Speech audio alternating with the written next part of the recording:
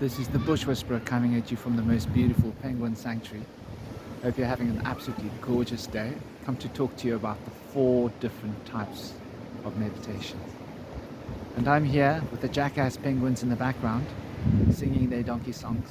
Boulders Beach, southern tip of Africa, Cape Agulhas. It's a beautiful morning. A bank of clouds on the eastern horizon. You can just about see the sun. So let's dive into the meditation. The 4 types of meditation as I'm going to prescribe them here. We'll start with the shamanic concept. The shaman enters into the meditative trance of movement and uses the meditative trance of movement along with the meditative trance of meditating on the sound of drums and the sound of the rhythm. This is both a form of static and active meditation. In terms of the static form of meditation would be fixing one's attention in a static way to the rhythms, to the principle of rhythm as it is expressed through the musicality. And the active forms of meditation would be the actual chanting of the sacred songs and the dance itself, where one becomes the movement and one channels action in a meditative and fixed way.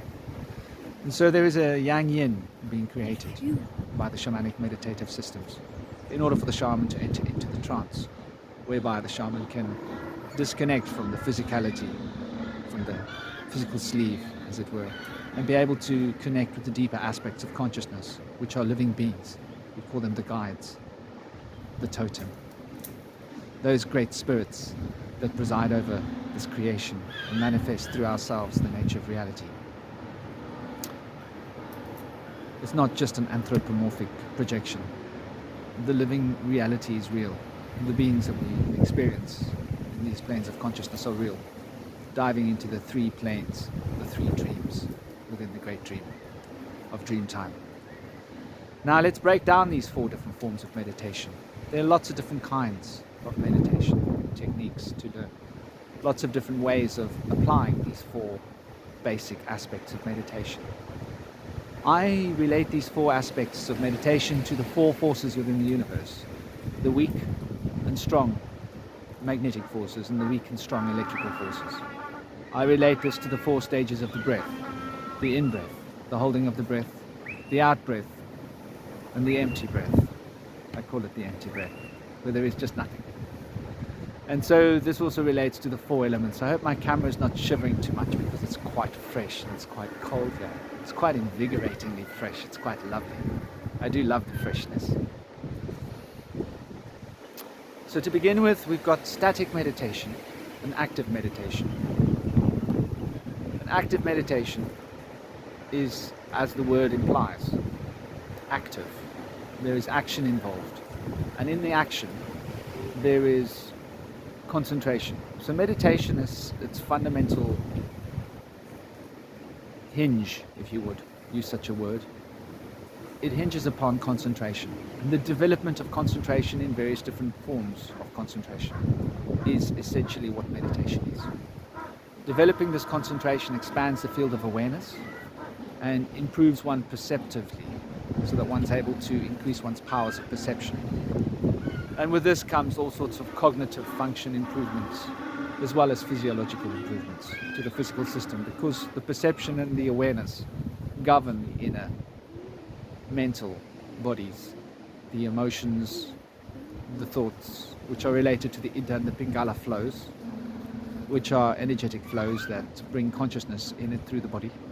And these reprogram the organs on a physiological level. So meditation has many uses, many ways in which it can be beneficial. And when we look at the static forms of meditation, we can say that meditating on one's breathing would be a form of static meditation. Contemplating the rhythm of drums would be a static form of meditation. Contemplating the wind as it's blowing. And when I say contemplating, it's probably the wrong word. Focusing on, without allowing one's awareness to move, just fixing the awareness on the field of what is happening in a very fixed, static way. This would be a static form of meditation, in the way that one could listen to one's heartbeat and just listen without any inner activity at all. This would put one into a very deep state of consciousness. One could listen to the sound of silence. One could be focusing on a yantra or a sacred geometric glyph. One could be contemplating a form of matter. One could be having one's awareness fixed on a particular being, an inner being, in order to call forth the powers of this being into the sphere of consciousness, the guides, if you will. So there are many ways in which the static form of communication, inner communication as I call it, meditation, can be utilized. Josh, please don't come here and do this.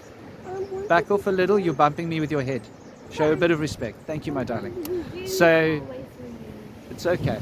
So, in as much as this meditative technique can be used to produce a depth of consciousness, one can also realize as well that there is a expansiveness of the consciousness field that happens when one becomes deeply entranced into the concentration act. And so movement and active meditation comes into play. And so the divisions of active meditation could be considered as inner active meditation and outer active meditation. In the same way that you can have inner static meditation and outer static meditation. Outer static meditation would be to fix one's attention upon the sound of drums, fix one's attention upon the wind, fix one's attention upon the sea, upon the sky. Fixed attention. Inner fixed attention could be upon the inner sound, could be upon that aspect within the consciousness field which is thought. Fixed upon that aspect of the consciousness field which is emotion. Fixed attention. One can fix one's attention upon the void, which is an emanation from the inner state of consciousness. For example, the Buddhists do it in this manner. And on the outer rim, with the attention focused outwards, there could be fixed attention upon all of the elements in nature, or fire, or anything that's happening. You could fix your attention upon a scene, something happening out. You could sit next to a busy road and fix your attention upon the cars driving past. I used to do this when I was young, back in the early 90s. I used to find it interesting to sit in a city and just observe the city with fixed attention. Then we get to the active meditations. So we can focus the active meditation within oneself. This would be considered as a guided journey. So if one goes on a guided meditation, this would be an active form of meditation focused inwards. Another form of guided or active meditation focused inwards could be doing a ritual in the astral space or the etheric space, or a journey, if you would. The shaman use this form of meditation when they go on an inner exploration, which is linked to the static meditation upon the drum. An outer form of the active meditation could be to dance, could be to sing, could be to chant, could be to draw, could be to build something.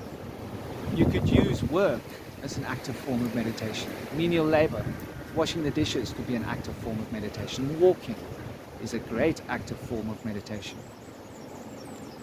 And so we see these two forms of meditation, active and passive meditation, as being different conduits and different ways in which concentration can be applied.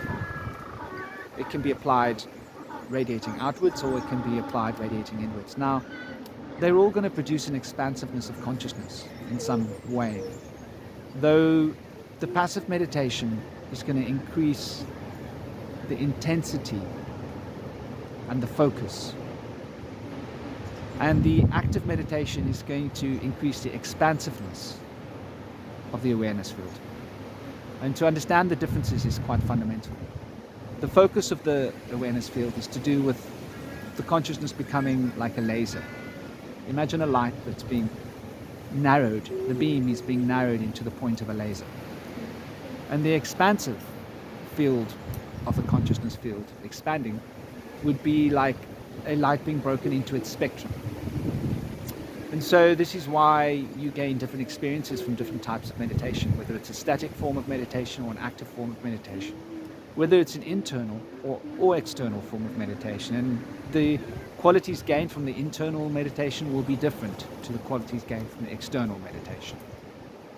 When one is focused on the inner and one is expanding, one will start to observe the different aspects of the astral. One will observe the different currents of the astral force. When one is expanding outwards from the body, one will start to observe the different currents of the etheric force.